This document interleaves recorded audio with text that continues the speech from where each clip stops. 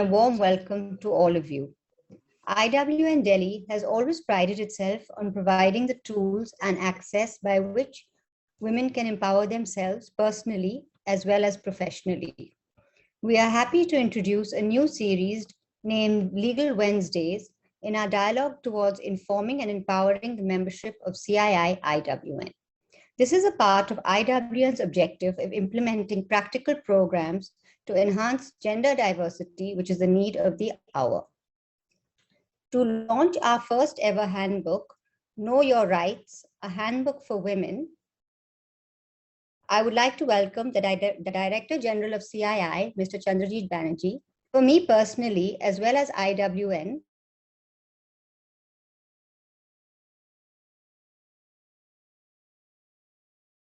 your presence means so much to us.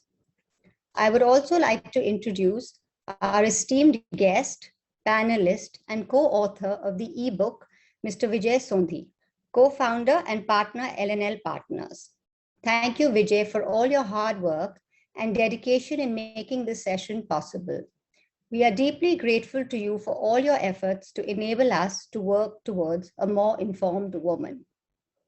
Finally, I would like to introduce my friend, Bhavna Vedhara, Chairwoman of CII IWN Delhi, who has been the force behind this series. Her leadership and dedication to CII IWN has been exemplary. Over to you, Bhavna.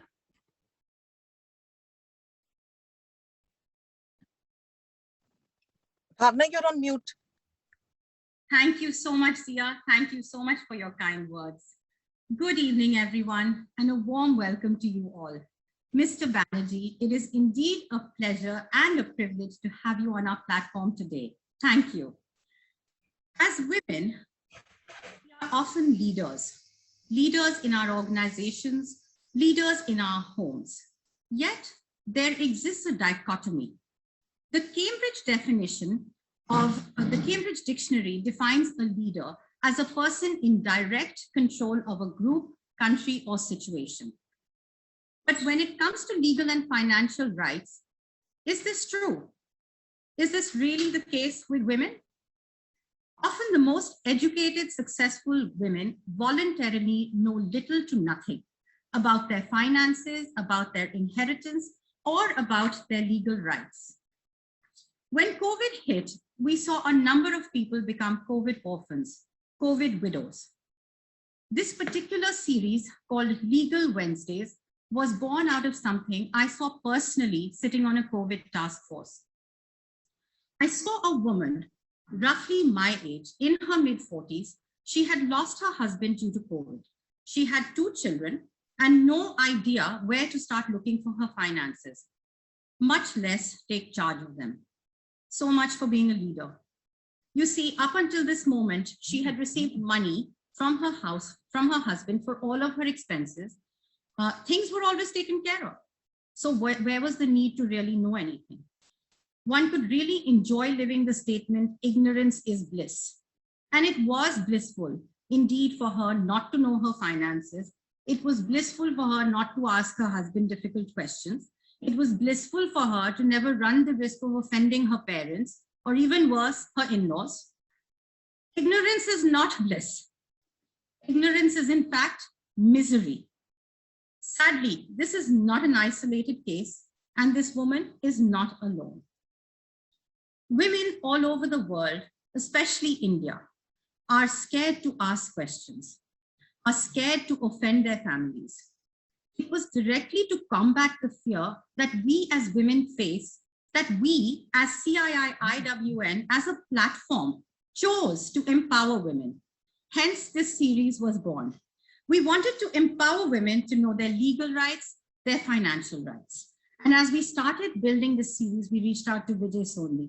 And I was sitting with Vijay and we asked him the question. I said, Vijay, if we really want to help women, let's go beyond an ordinary webinar. Yes, there will be tremendous value, I know, in the webinar, but let's give them a reference guide for the most common issues that they would face through a life cycle. Let's give them real-time suggestions on how women can indeed protect themselves. Vijay, to his credit, loved the idea. Thank you, Vijay. And so did my team at IWN. And thus this handbook was born. The team at IWN and the team at LL Partners have worked really hard to create something that is accessible to a wide audience. And you need not sit with Vijay or any other lawyer to understand it. So thank you for that. It has been a pleasure collaborating with you, Vijay, Amrita, and Ayushi. And for the team IWN, Zia, my vice chair, and my truest partner in crime, Rinki and Megha, all of us have worked tirelessly for hours and hours. As volunteers, this is nothing short of a labor of love. The best gift we can give ourselves, our families, our communities, and indeed, really the world, is to truly empower women. So as we release this handbook today, it marks a large milestone in our lives. Personally, the four of us suddenly find ourselves becoming authors. And as a young organization, CII IWN, a women's platform that has truly come a long way to its first publication today. So without further ado, I would like to invite Mr. Banerjee to please release the ebook virtually and also give an address to our audience. Thank you, Mr. Banerjee. Over to you. Thank you.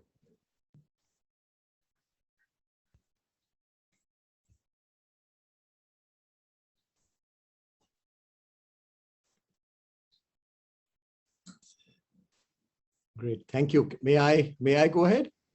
Yes, please. Okay, thank you. Thank you. Good evening, everyone. Good evening. And indeed, it's a great pleasure and great to be amidst all of you today at this wonderful inaugural of a session of the CII IWN Delhi's Legal Wednesdays. Great.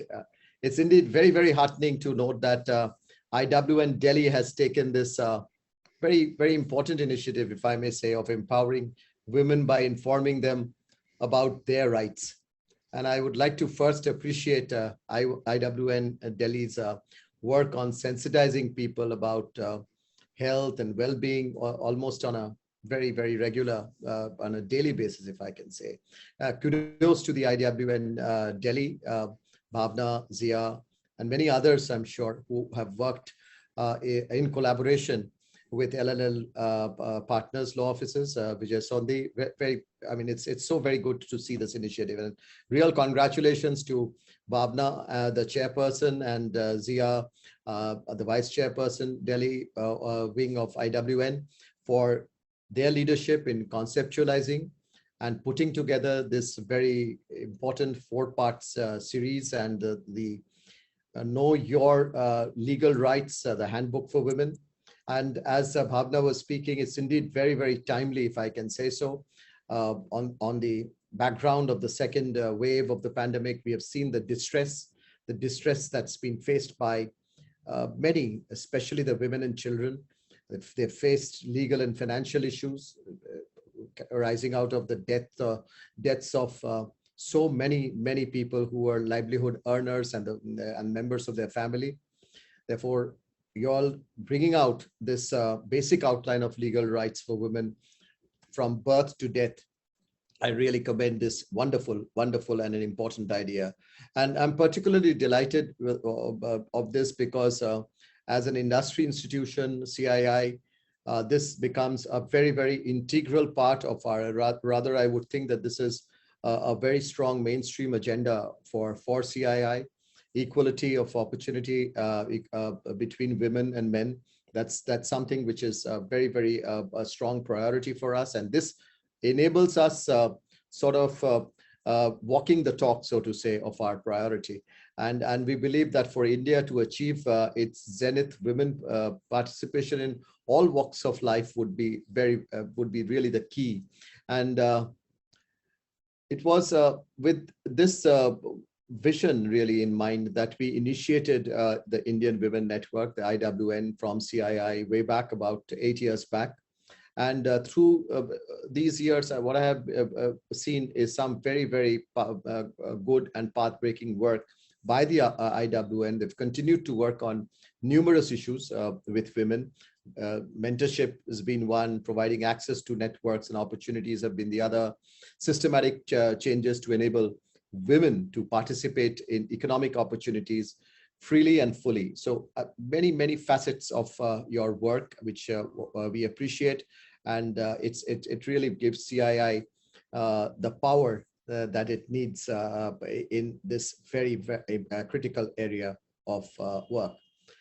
If one sees really from our country, we are today at India at 75 years of India's independence. While we celebrate India at 75, very soon we'll be doing that on the 15th of August, and we'll have 1 year of celebrations culminating with next year's 15th August Independence Day, when India really attains 75 years. But we are really yet to realize the full potential of our demographic dividend. Very unfortunate that despite proving mettle in possibly all areas of work, if you see really what's happening in sports, say, for instance, which is the most recent, or rather the ongoing example in the Olympics, majority of our women, in spite of the achievements, are really struggle to find the rightful place in the society. And very imperative, therefore, for all of us to create an ecosystem wherein all of us are aware of the rights and of our women. And we should enable the utilization of law as an instrument to social change. And therefore, this again, it becomes very pertinent, this a very important initiative, very essential to disseminate the basic knowledge about the concepts and procedures of law. And to me, legal literacy is really a tool of empowerment that helps demystifying law, besides enabling the process of law reform as well as social change. So as I speak of all of this, I am really reminded of one of our CII. We have the CII Women Exemplar, CII Women Exemplar Awards, and it really takes me to this lady, Women Exemplar from award from this year. A lady called Manju Khatik is a woman leader working on domestic violence, some issues of domestic violence in rural Rajasthan. And I remember her telling us that once we had come to know about our rights, how it is even possible for us to stay quiet. So basically what she was saying was, अधिकार जब जान लेते हैं तो फिर कैसे हम चुप बैठे रहें. So Manju is actually a survivor of domestic violence herself, and has helped over 18,000 women to speak up for themselves and access what is rightfully theirs. And I think her story really exemplifies the power of information and knowledge. Many issues that we are working on today, be it the women's safety, women participation in the workforce, and so on, all of that has been on focus, are all grounded in a conversation of basic human rights. And really delighted, therefore, that IWN Delhi has initiated that conversation today. I'm sure that while this is a very important beginning, a noble step by the CII IWN Delhi chapter, I would really be tempted to say that we at CII are well ahead of the curve as compared to many corporates when it comes to gender parity at workplace as an institution. But we need to aim much higher, much higher, and really take this across the country. And therefore, I would really encourage IWN Delhi to think about how this handbook can be made easily accessible and comprehensible. Probably it can be broken down into smaller bits, packaged into a handy pamphlet at sometimes, a fun video series in today's world of social media, etc., and translated into multiple languages. Vernaculars would be so very important, so that we can disseminate this very valuable information to our membership at large. And why only membership? The larger population, much beyond the participants who are able to join webinars of this kind. And I'd also like to propose that all IWN chapters follow the lead of IWN Delhi and encourage all stakeholders to read this very important handbook. I will be happy to disseminate this handbook under the CII's overall umbrella to our membership with a request for them to read and further disseminate it to the respective staffers and their communities. And as a next step, I would also like to suggest that we leverage the strength and resources of IWN Delhi and start legal clinics, if that's possible, to help women and run more sensitization programs across the nations. And from CII, we will also facilitate, and I'll work on this with my colleagues to see if this wonderful people who are attending here today, if we can get some important panel discussions done on television channels and other digital media platforms to give this a very important initiative a much greater and a wider publicity. So I'd just like to wish this series a great success. And I really do hope that all participants would learn from this great lineup of speakers that you had. I was seeing the program structure and the wonderful handbook that's being released today. Thank you for having me here today. And I would really like to work with the CII as a IWN Delhi chapter and see to it that it becomes the work that they do. One of the things that we can leverage in CII is to see the work of CII IWN Delhi is the pilot that you are doing, and this book and many other things could be well seen, understood, appreciated by our larger membership beyond the IWN at the CII. And I'd love to work with you on that and see to it that we are able to create a pipeline of, if I can say, a very strong broadband network between the CII's larger community and IWN Delhi to really appreciate, understand, and take forward much of the great work that you all are doing. So thank you very much and all the very best.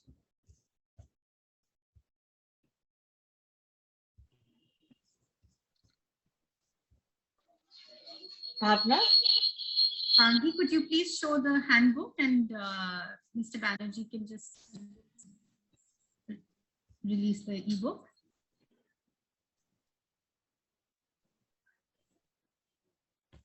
Thank you.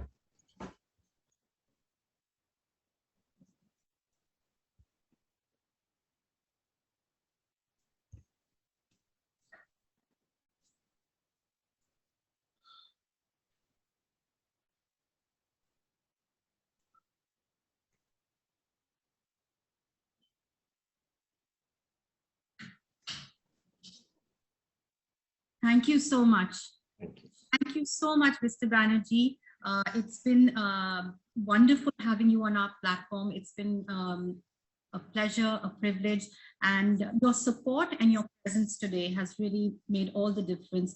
And your support, continued support through the years, but definitely today has been really, really made all the difference for us. And you've given us so much more, food to think about. So we shall group about it. Zia and myself and Vaishali will all connect, and we'll definitely be in touch with you. Thank you so much, Mr. Banerjee. We really appreciate it. And now, as we move from the book section to the webinar, we'll just take a few seconds and we just request the audience to stay with us. We'll just be shifting technically for just 30 seconds. Thank you so much.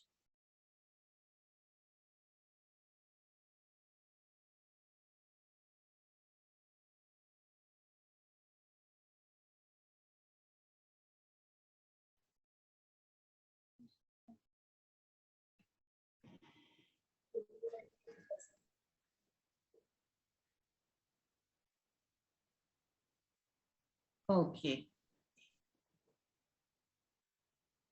So are we audible? We're good to go? Yes? Vijay, can you hear me? Let's start with yes, please. Thank you so much. If we are able to hear each other, we know we're going to have a good conversation. Assuming that others will also be able to, or are also able to. Yes, let's hope so. Vijay, thank you so much for kicking off this series with us today. Know your legal rights, and from birth to death. As a girl, as a woman, as a senior, it's really important for everybody to really be aware of what their rights are, to really understand and know how to protect themselves.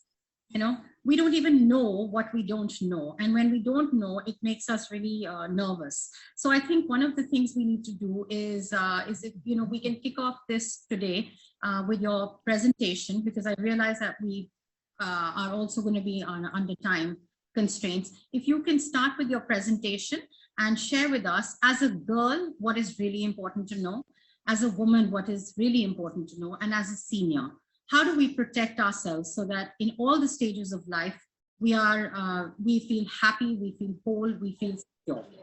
Vijay, over to you. Thank you. Oh, so I must thank all of you.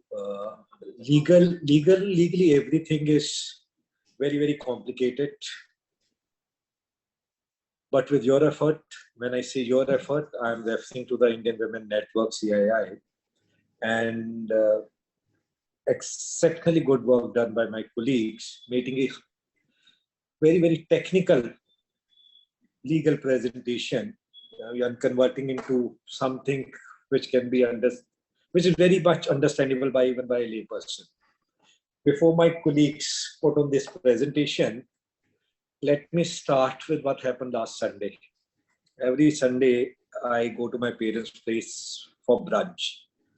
I was sitting with my mom, 80, my dad, 82, and I discussing. This presentation was in the backdrop. So I asked my mom as to how much money does dad have. He would know. How many bank accounts does he have? Oh, I don't know. How many properties does it own? Not aware of. May have few. I know nothing about him. Yes. And what is if you decide to leave him? How would you survive? Why would I leave him? That was the answer. And what is if dad decides to leave you? No, he won't leave. But that's the presumption. Obviously, nobody is going to leave. This is for the women who are above 60, 65, she's 80, so on and so forth. Then my niece was also there, 14-year-old. Notwithstanding COVID, I took her for a walk and I asked her what problems is she facing these days. She said the men are bastards, pardon my language here. What happened? Harassed every time, roving guys, tries to misbehave, so on and so forth. So all these things keep happening. And what is the way out? Your mom taught you taekwondo. Why don't you use it? It will result in some fight and unpleasantness, police case. So she is aware of the fact that she has rights, being a 14-year-old girl. But when it comes to enforcement and the society pressures, there is a question mark. So when it comes to a girl child, we got to make sure they are mentally and physically strong, both. Adequate training by the parents. Parents should spend good time with them. Parents should explain to them as to what is touch, what is good touch, what is bad touch. Parents should make them physically strong to make sure nobody misbehaves, and assuming somebody misbehaves, she doesn't get away with it. Good conversation with parents is the most important thing. Law provides for equal rights, equal opportunities of education for the girl child. It's gender neutral.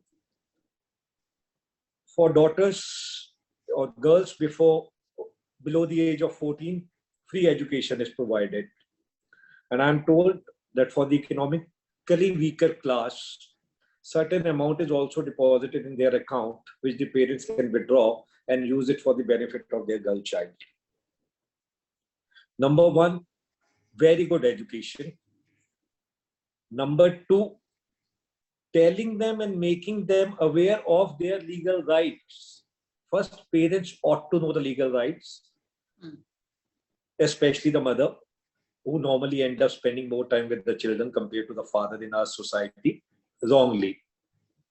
Having said that, both the parents should educate their children about their legal rights, ensure that the rights are protected, should have adequate infrastructure to enforce those rights also. Look at the Constitution of India. Look at Equal Remuneration Act. There are plenty of special acts to take care of the women at all the stages in their lifetime. By giving them good education, by making them aware of their legal rights, by making them physically strong, you are creating a better future for India too. How do you financially also secure your children? That's the most important thing. We assume till such time the child is 18, oh, he or she cannot work. We are there. We shall remain in perpetuity. Everything shall be taken care of. We as parents do not bother to have adequate life insurance cover, adequate medical insurance cover. During COVID time, I know of people who have spent almost month and a half and fortunate enough to come out of it, but bill ran into 15 to 25 lakhs. Fortunately, my friends had the medical insurance in place and everything was taken care of. Another example, if one of my friends died also, unfortunately, did not have life insurance in place. Has a loan of 5 crores on his head. He had taken a house on rent. Now the children and the wife, they are left with what? 5 crore of debt and perhaps 5-6 crores worth of home. Answer is zero. Nothing in hand. So you have to have life insurance. Had this gentleman opted for an insurance equal to the loan amount payable to the bank, kids and the wife would have had reasonably good home for the rest of their life, no debt. Failure, with all respect to the parents on their part, for not securing the future of their children during their lifetime. Vijay, so the Life point here insurance is really to have adequate life insurance. Well, I mean, it's the adequate nature, right? Adequate would mean, number one, in case you have loans, it should be much more than the loans. Number two, in case your children are studying, and we know the cost of education in a private school or in a public school or in a normal school, depending on the age of your child, multiplied by the number of years, make sure it's not 18. The children are secured till such time they attain 25. By 22, 23, 24, a child starts earning unless he or she is going in for higher education overseas. Yeah. Then be meritorious enough to get all the scholarships rather than relying upon the insurance cover. So having said that, it should be at least 20, 30, 40% over and above your debt and also reasonable security. This is in addition to the money you may have made during lifetime, your own inheritance coming from your parents and your wife's inheritance, if any, coming from her parents. Right. What we also forget here is the will. Assuming a person dies and has a life insurance cover of 10 crores and a loan of 7 crores. Yeah. Without any will, he's left with 2 children and a wife. And his mother is also alive, but super rich mother. Not likely to get anything from the inheritance. Though the husband was not likely to get anything from the inheritance. By virtue of the law in place, Hindu law, mother of the deceased husband would end up getting 25% of the estate of the husband. So the loan is 7. Legal heir. Mother is a class, legal heir.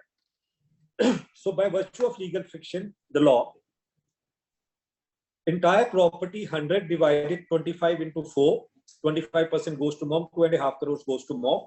Is her benevolence, whether that money comes back to the children or the wife or not, it becomes her own property, completely her own property. Loan of 7 crores, the wife is left with 7.5 crores only. How about education and all? Here I'm not counting whatever husband may have earned and other security, so on and so forth. This is only for the sake of discussions here. Yeah. If there were a will, if the husband had created a will during his lifetime, by virtue of the will, for his self-acquired property, including the life insurance, as per the terms of the will, would have evolved only upon the wife and the children in equal shares, or 100% for the wife, or maybe 50% for it in a trust to take care of the education and well-being of the children, and 50% in favor of wife. So many permutation and combination can be worked upon. You sit with your lawyer, you look at your finances, sit with a financial consultant, Right. and secure your children. So during lifetime, the most important thing is, and this is as of yesterday, everyone, each one of us should do it. Have your will in place, number one. If the children are minor, create a trust, make them the beneficiary, make your wife and yourself also a beneficiary within that, under that trust. Transfer 1 or 2 lakhs in that trust, keep the trust alive, depending on how you propose your inheritance to be taken care of. Yeah.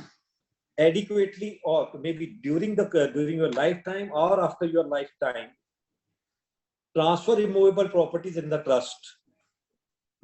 That saves on stamp duty also. If you do it during your lifetime, you change the status of the property from self-hold property into a trust property, stamp duty implications come in.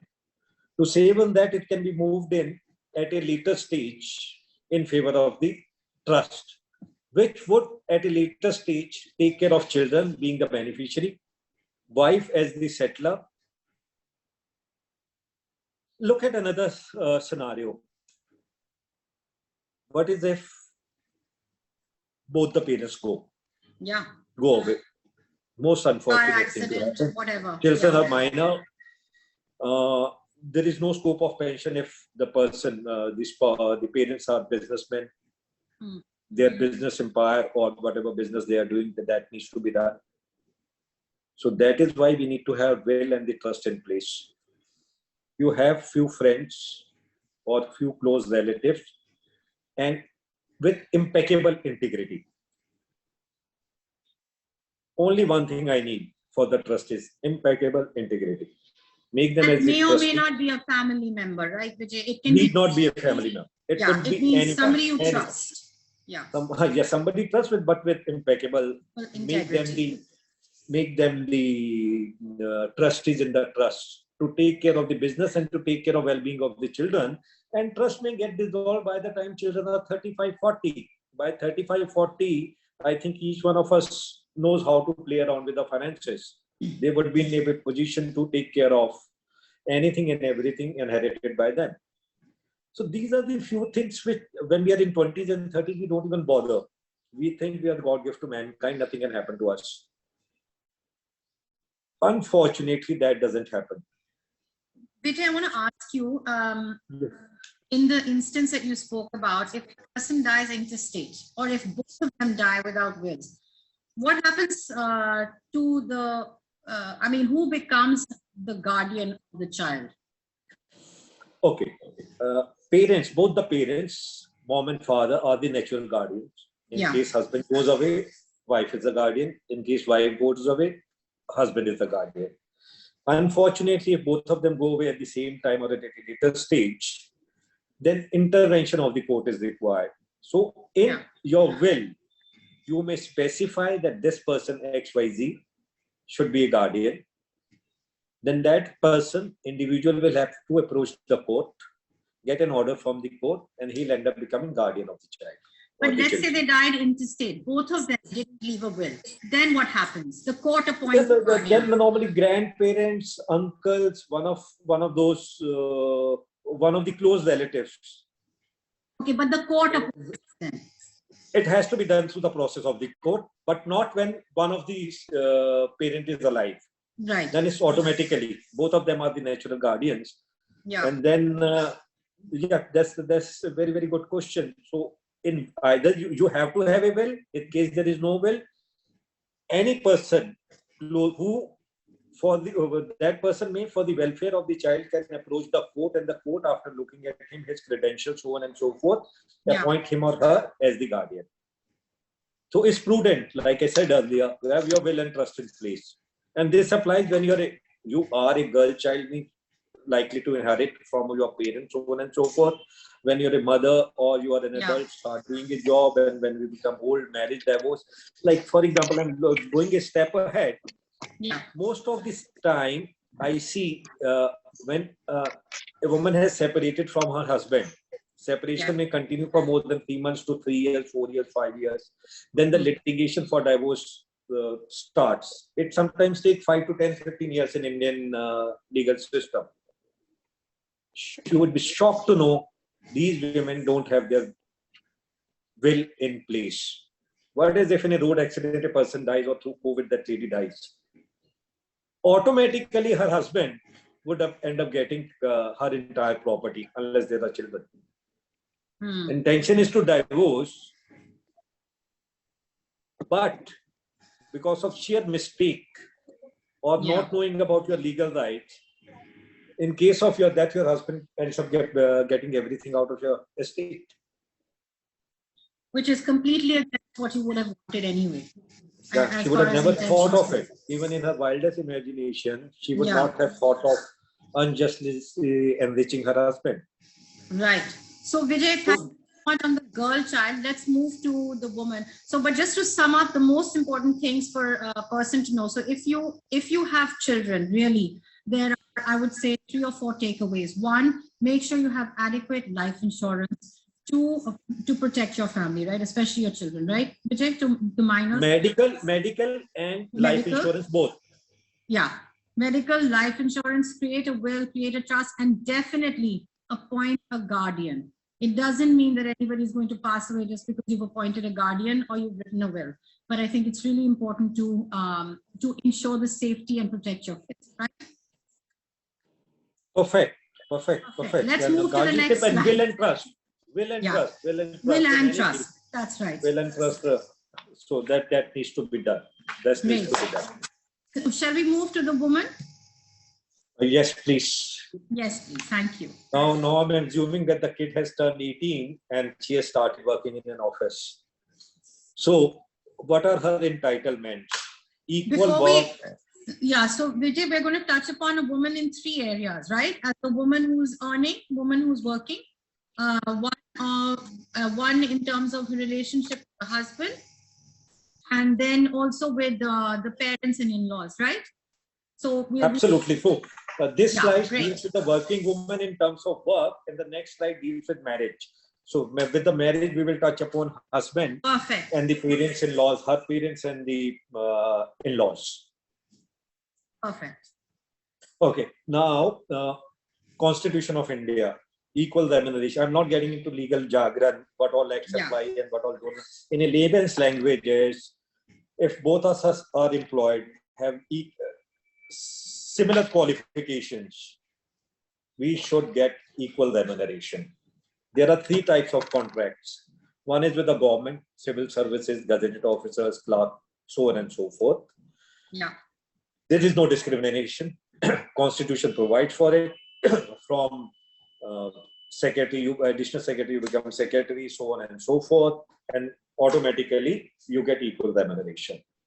Second is if you are a workwoman under the labor laws. Labor law also provides that each and every workwoman should get equal remuneration. Only problem comes in when you are an entrepreneur and or you are working in a private organization. Private organization, everything is governed by a contract. Right. 2 individuals, identical qualification. As an employer, I may decide to give X amount to Mr. A and Y amount to Miss Y. The person, you should negotiate well for equal or better remuneration. Yes, if the private employer is unjust when it comes to not providing safe environment, not giving maternity leave, harassment, and so on, then you can sue him. But when it comes to equal remuneration, private employment, you cannot enforce it unless your contract provides for it. So you have to negotiate your contract. That is the only gray area. But so far as the law pertaining to special benefits to women are concerned, which are given in point number 4, sacrosanct for all. Okay, fine. So as a working woman, you should know what your rights are. Yeah. When you want to take leave to be a mother, safe environment, sexual harassment code, Supreme Court provides for it. There is a judgment, there is a special act for this. And in case of sexual harassment, you have a redressal committee within the organization. You have to have it. In case employer does not have it, employer can be sued and put behind bars. And then the sexual harassment is of such a nature that it invites penal offences. A complaint can be lodged with the police officers also, and it can be culminated into FIR. If you are working late, then there are notifications by the government and by the subdivisional magistrate that it's the duty of the employer to make sure that you reach your home safe. So maybe a cab with an office guy who will accompany you to your residence. All these things are taken care of by the employer, have to be taken care of by them. If not taken care, please be a whistleblower.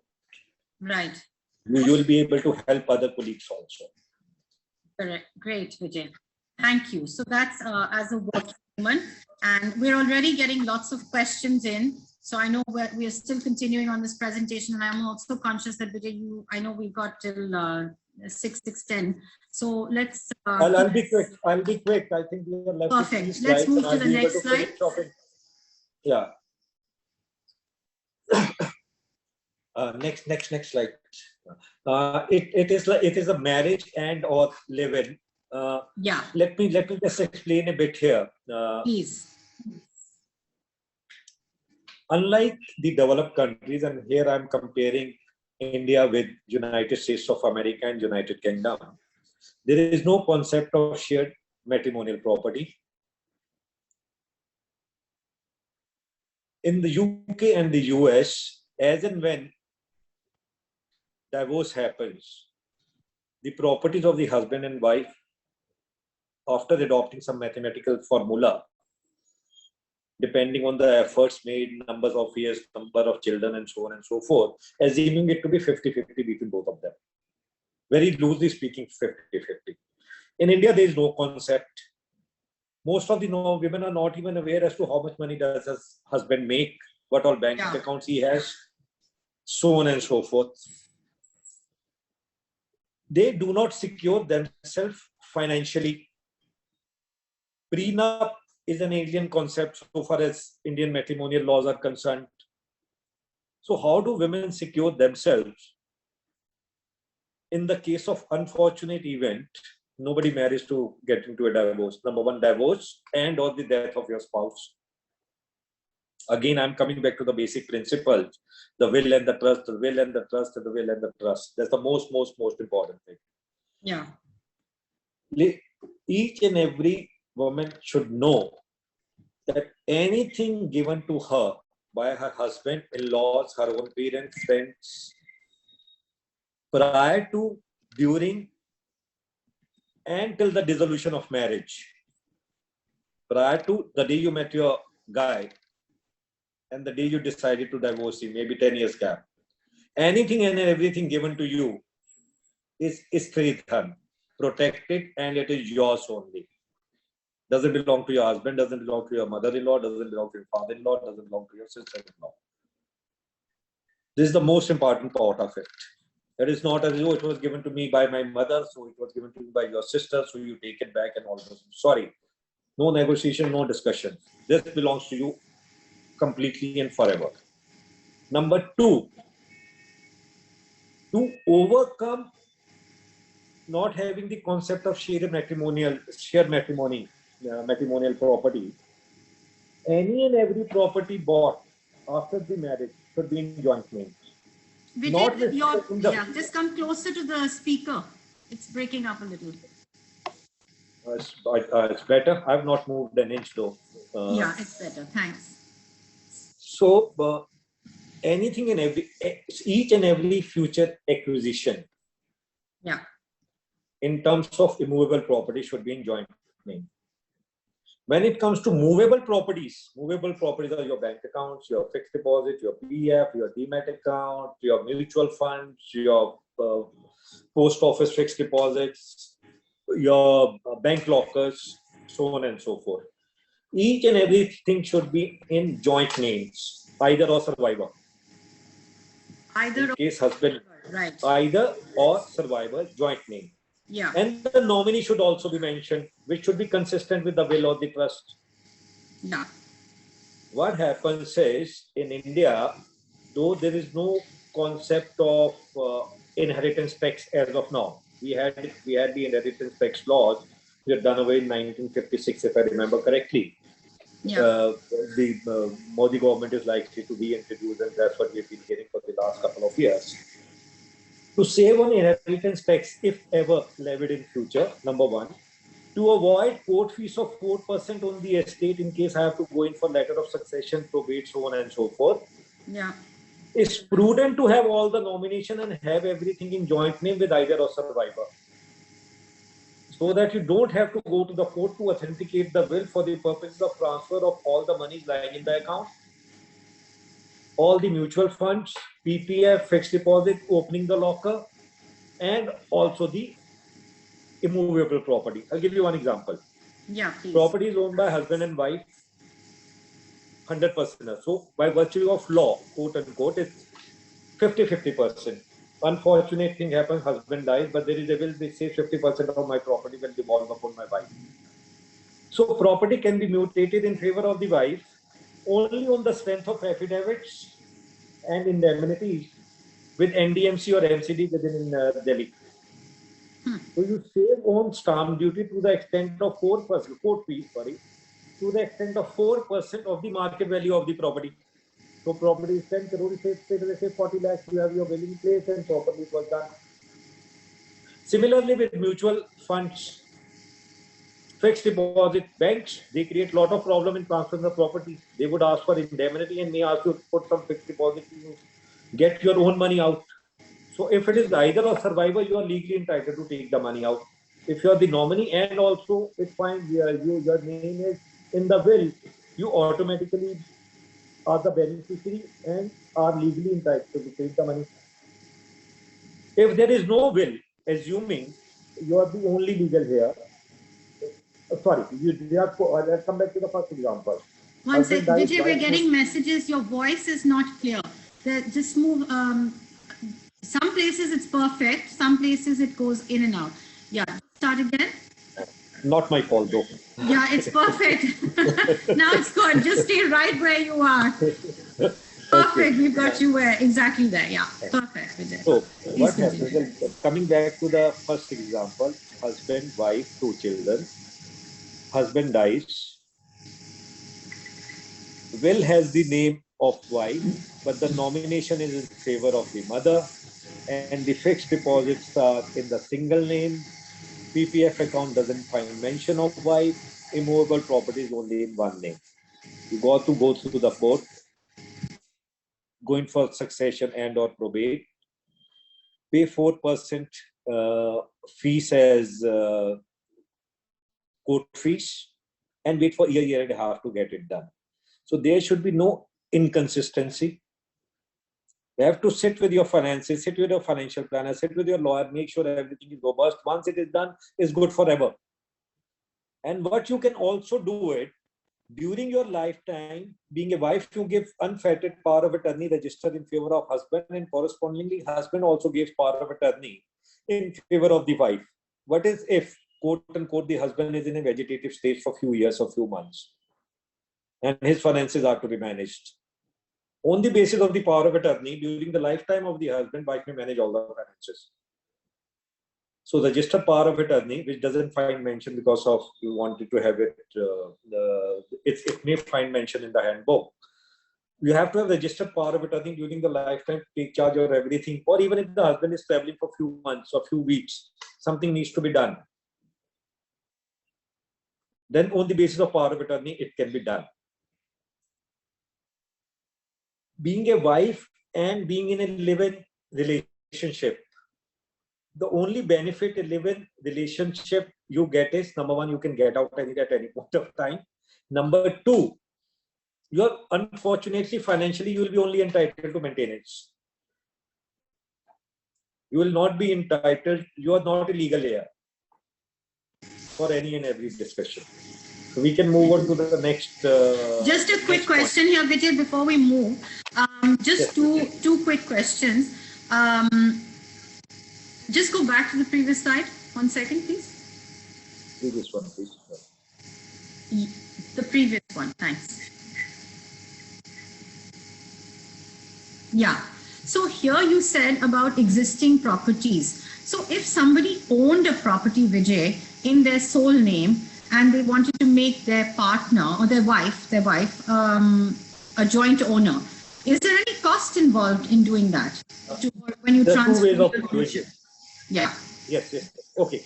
For example, Haryana has come out with a notification that in case it's a gift from family member, blood relation to another blood relation, there is no stamp duty payable. So in Haryana, for the sake of discussions here, keeping in view that notification, a husband may give 50% of his property without any financial obligation. That's number one, by way of a gift. Otherwise, without any financial obligation, husband may relinquish 50% of the share or 10%, 20, 30, 40, 50, 80, whatever, in favor of his wife without payment of stamp duty, and property can be transferred and mutated in favor of the wife. Thirdly, if the property is leasehold and it is to be converted in freehold, husband moves an application, oh, please put the name of my wife into it. Fourthly, in case it's a society, you are staying in a society and the sale deed is yet to happen, it's only the flat buyer's agreement. Just move one letter, write one letter to DLF or Unitech, whatever the name is. Ask them to put in the name of your wife as the co-owner. It will be put in. So if the intention is to do it, there are ways and means and a lot of legal ways to save on cost also. It's doable. Yeah. And also, is there a number of years when you say a live-in partner is only entitled to maintenance? What constitutes that? I mean, is there a number of years you have to be together for 7 years or 2 years or anything? It could be few weeks also when you're living together, projecting it to the world, quote unquote, you are as good as husband and wife, so on and so forth, being together and the social gathering, moving around together, going for holidays. These days, evidences, you can get it on Instagram and YouTube and Facebook. Wherever you go, you first put your pictures with in the plane or at the airport, and also these things can be proved. So it could be few weeks, depends on the facts and circumstances of each case. What if you're living for a few weeks and then both of them are working overseas, then they come back and meet again, that may also become the given. So it would depend on the facts of each and every case. No straight jacket formula, but yes, few months for sure. Okay. Thank you, Vijay. We can move to the next slide. Thanks a lot. Next is again a very, very tricky topic. That's the divorce. Personal laws also apply when it comes to Muslims and Christians. And under Hindu law, for divorce, you have to have a decree of the court. Normally, within a period of 1 year from the date of marriage, you cannot move for divorce unless you take permission of the court that there are circumstances. And those circumstances, and because of those circumstances, husband and wife cannot live together. In that case, you approach the court, take permission to file divorce petition if it is to be filed within a period of 1 year. But if it is filed at a later stage, number one, you should know what all your husband owns. Financial planning, sitting with the husband, knowing where his bank accounts are, his returns, you should know what his finances are.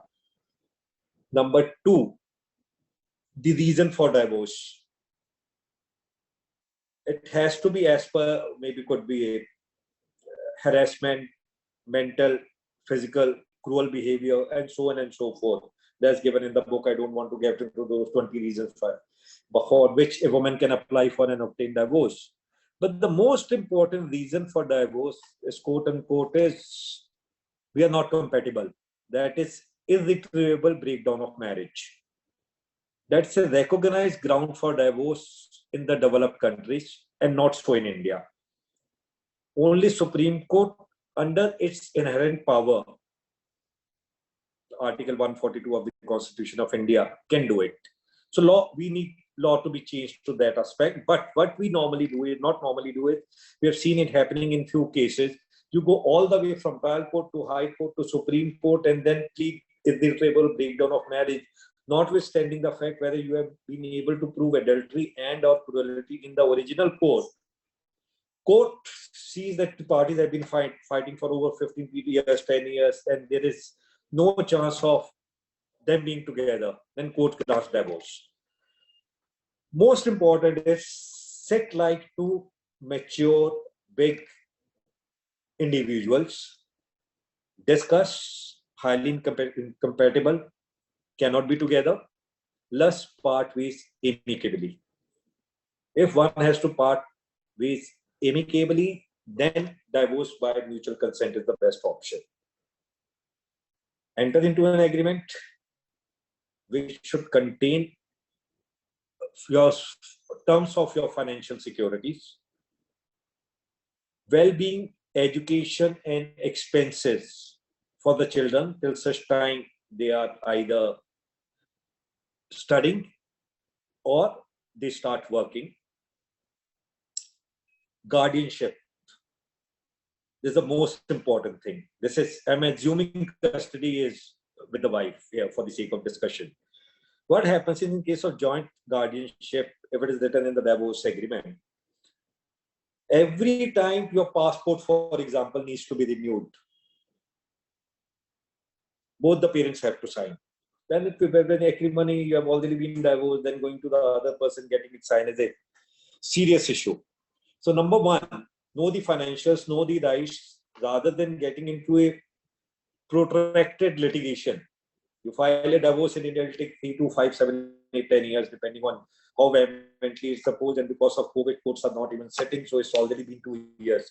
If someone had filed a case in January last year, 2 years have happened and nothing would have happened in the entire case.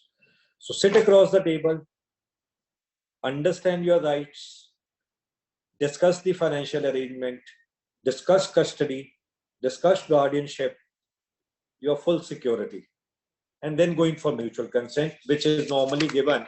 Maximum time period is 7 months, but with an application for waiver of the 6 months time period, you may reduce it to 2 months, maximum 2 months also, and that's a possibility.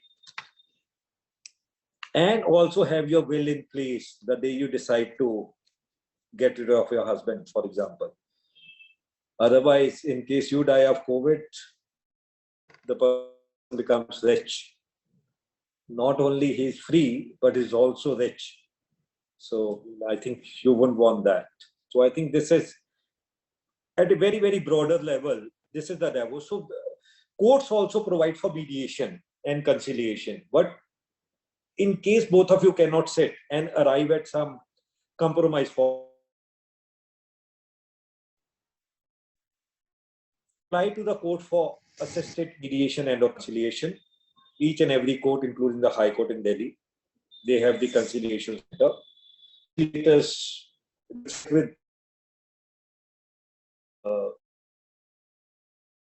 separately and to the spread of the 2 weeks, 3 weeks, and arrive at some, and that comes on basis of the divorce by mutual consent. One. Number two, assuming the going on for 5, 7, 10, 15. Find either of decide for mediation, they the court or court itself directs parties to go in for conciliation. Their agreement is arrived at. State strength of that agreement, pending cases can be converted into a divorce by mutual consent, and case can be finished within few weeks. So the options are there, legal rights are there.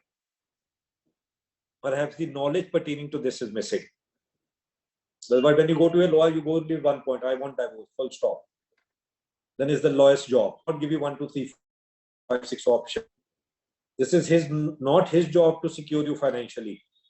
This is your job to at least have all the facts ready. Yeah. And come with a demand. Vijay, you said don't move out of the matrimonial home. Sorry, Vijay, you said don't move out of the matrimonial home, because why is that a critical piece here? Don't know the man happens. It's okay. That's a very, very important point. Most of the families, or most of the after marriage, most of the in-laws, quote unquote, stay with, or even if they move out, they are staying with their husband.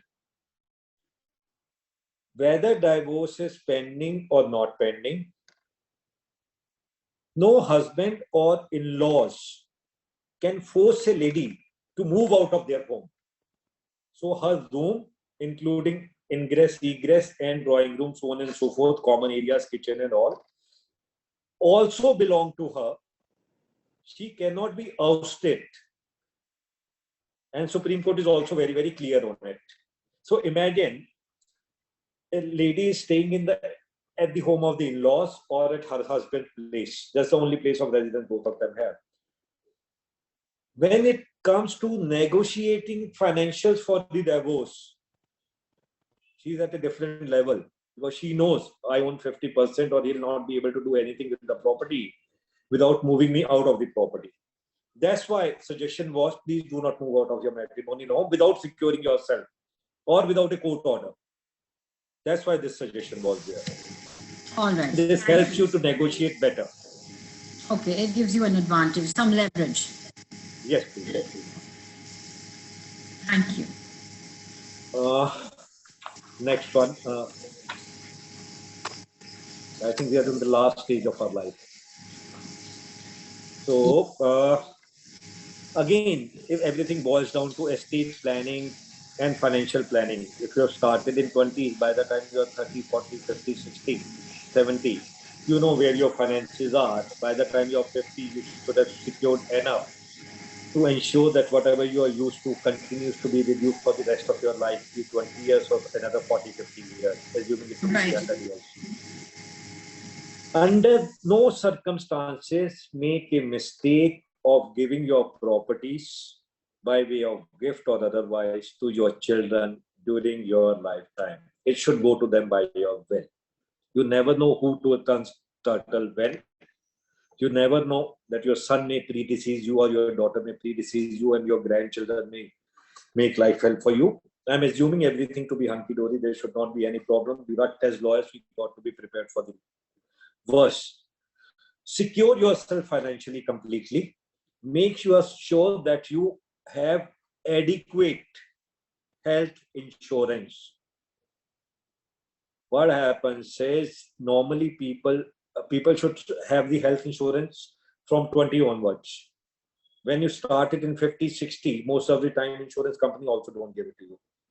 So by the time you're 70, 60, 65, 70, you're without any insurances and going to the hospitals means few lakhs gone in few days.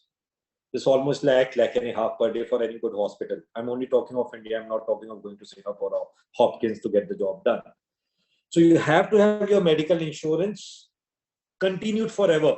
When you're 25, 30, 35, that moment onwards start with your medical insurances. Your life insurance at 60, 65 may not matter because you do not have any loans. But medical insurance does.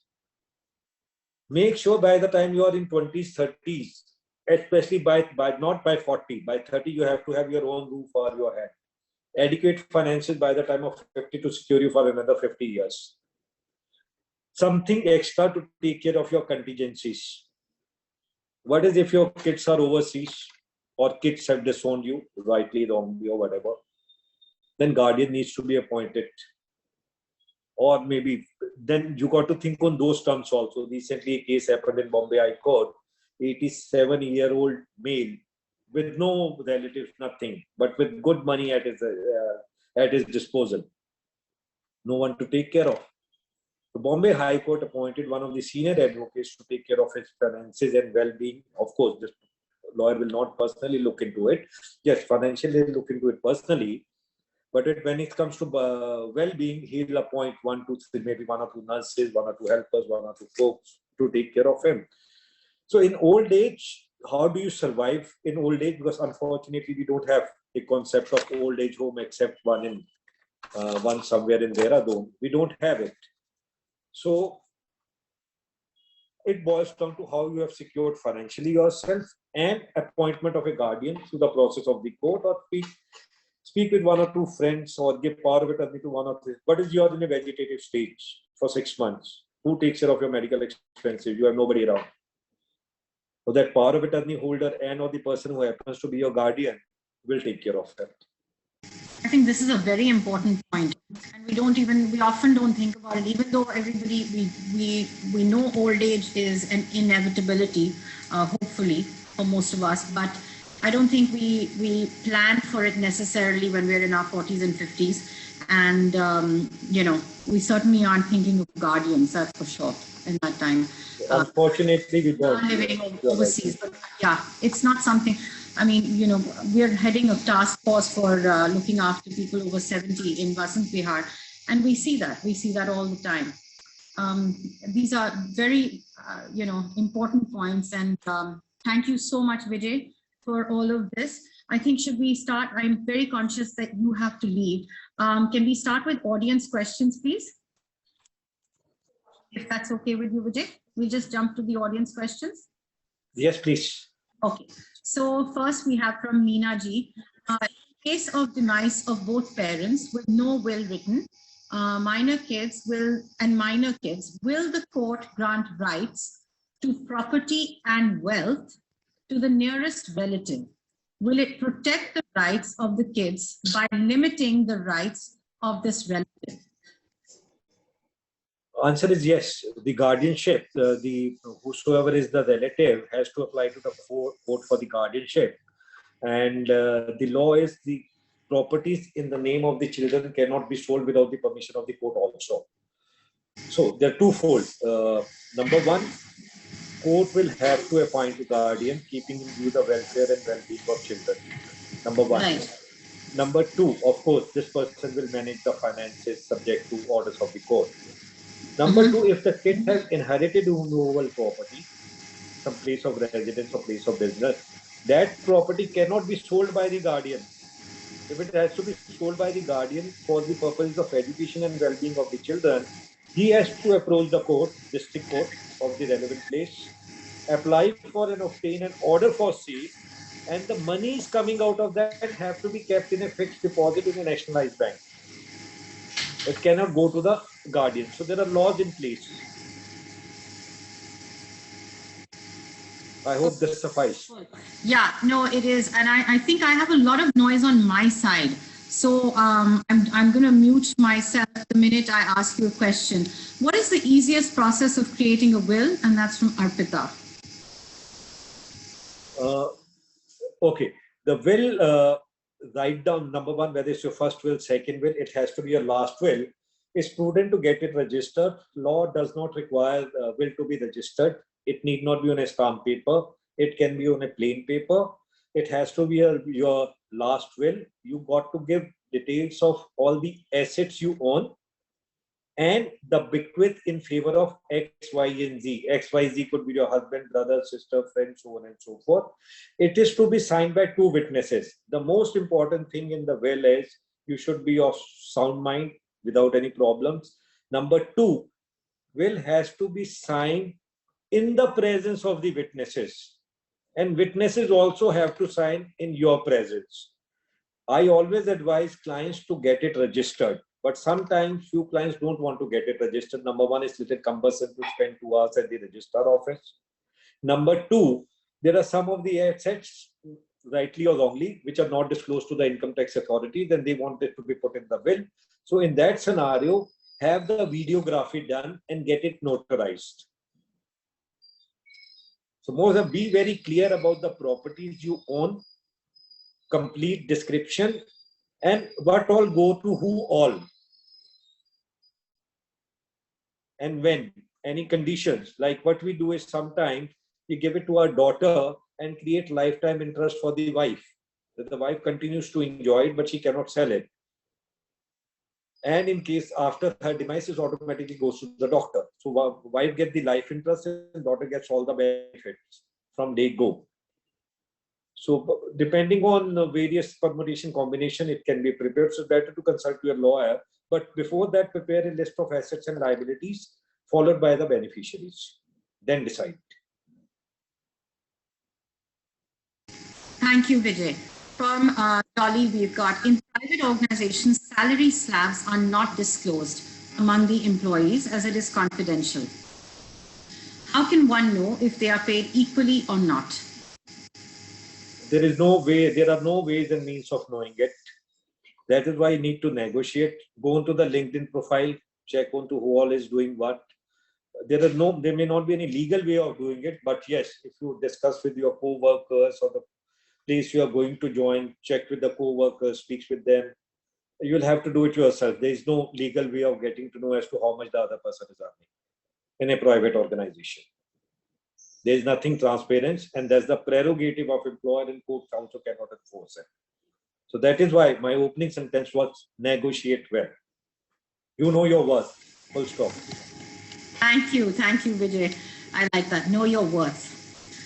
From Ashwini, can a woman be a karta of HUF? Answer is yes. The answer is yes. Okay. And on the demise of karta, if there is no consensus between the co-parsoner, I'm not saying that right. Co-parsoner. Yeah. We don't need consensus of the co-partners. By virtue of law, the eldest daughter is the karta. Full stop. Story ends there. Wonderful. Thank you.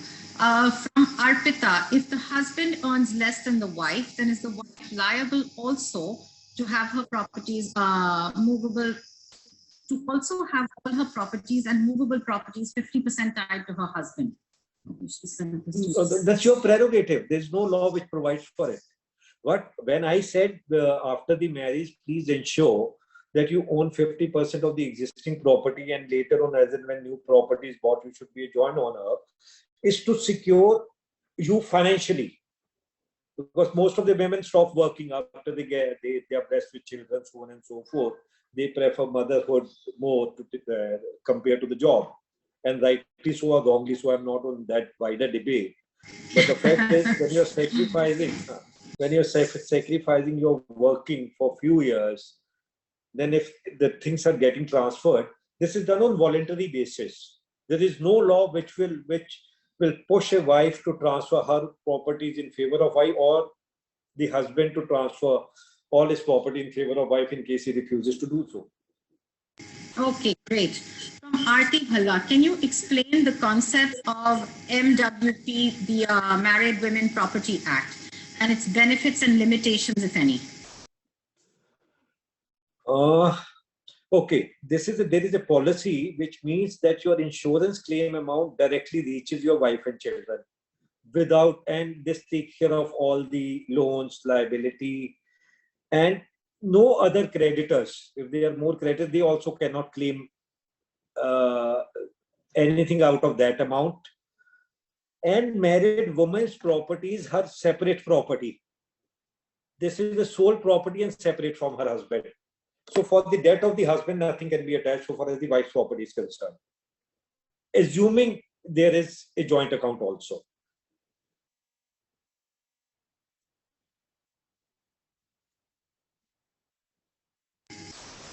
Okay, thank you so much, Vijay. We've got, what are the chances of inheritance tax in case of joint ancestral property? Who is liable to pay how much of the tax? This is from GSD. Okay, forget GST for the timing, depending on the value at what price it's sold.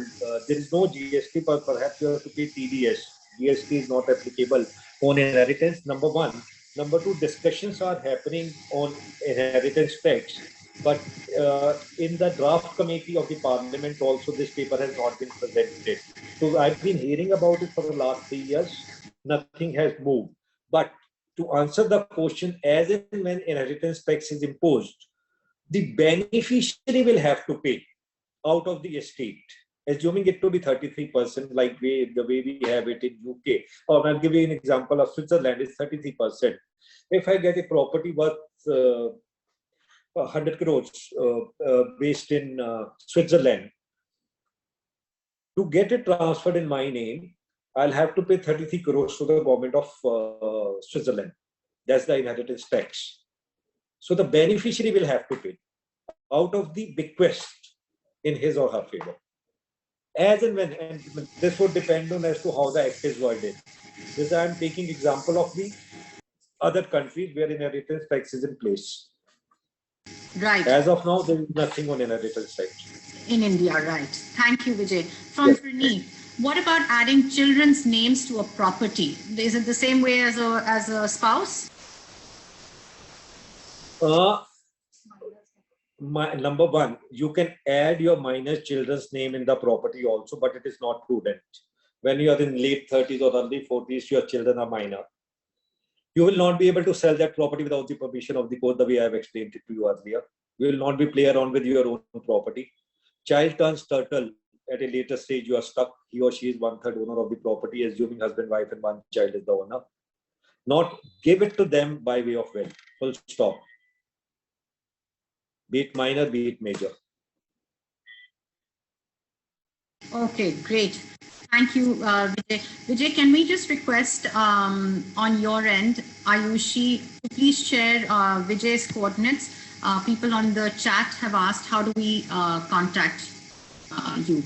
So, and the last question is from Geeta, that's the last question of the day. What if men of the house don't share the total wealth to the women? And then when the crisis... Come again, your voice from cracked a Geeta. bit. Yeah, can you hear me? From Yes. Geeta, last question from Geeta. What if men of the house don't share the total wealth to women? And when the crisis comes, they are completely deprived of small expenses. And how does one begin the fight? Where do you go for legal advice without an advocate's fee? We know our rights, but where is the first legal step? The first step legally? Number one, you should know about the finances of your husband. Each and every year, returns are filed with the income tax authorities. You're staying in a home, you know to who the home belongs to, the ownership. In the post or through emails, husband gets all that. You got to know the financials of the husband. Number one, if you don't know the financial husband of the husband, and if you file a divorce petition, there is a judgment of Justice Minda, which I think which finds mention in the handbook. Court will direct husband to file an affidavit, wherein he'll have to disclose the number of credit cards he owns, give statements of his credit cards for the last 5 years, all the movable properties, immovable properties, international travel done, where all he has stayed for the last 3 years. You have to take recourse to the process of the court by engaging a lawyer in case you don't have the information. You get it yourself or the court will get it to you, but only after litigation. Or during the moment you file it, first order is passed by the court, please disclose on affidavit all the assets owned by you in the last 3 years, all international travels, all credit cards, all foreign travels, what class, business class, economy, first, so on and so forth. Where all have you stayed, how much was the expenditure, so on and so forth. Everything, how much, many pieces of jewelry you own, directly or indirectly, everything is in place. So courts can get the information in case you don't have it. But legal recourse, yes. Thank you so much, Vijay. It's really been a wonderful session. It's been, to put this webinar together has been amazing. The team has been fantastic. Meena ji, Sonali, Amrita, Ayushi, Zia, Megha, Rinki, everybody done a tremendous job, not just with this webinar today, but with the handbook. So both of things have gone very much hand in hand. And Vijay, we really owe you a real vote of thanks. I must thank all of you, making such a vast topic, managed to concise it and put it in a layman's language. That's not me. I'm purely a legal person. So I would write without prejudice on the top of each and every letter. So, no, and that's what we kept telling Ayushi. Many hours were spent with Ayushi and Amrita to just make everything accessible. And one of the things which you'll find very helpful in the handbook is the recommendations that we've done in every section. We will share the links to the handbook. They're going to be on LNL's website as well as CII IWN's. So that will probably be live by tomorrow evening, I would imagine. And I just want us to say a big thanks to everybody who has made this webinar possible. And for our audience, we will be here with Legal Wednesdays. Next Wednesday, we've got Malvika Rajkotia talking about understanding separation and divorce, 5 to 6 p.m. Do tune in again. Thank you so much. You're welcome. And thank you so much. We thoroughly enjoyed working on this book. And many thanks to Amrita, Ayushi, your team for making it less technical. Thank you so much, Vijay. Thanks a lot. Thank you so much. Bye-bye. Have a great day. Bye-bye. Bye. we can officially close this session. Thank you. Yes. Thank you.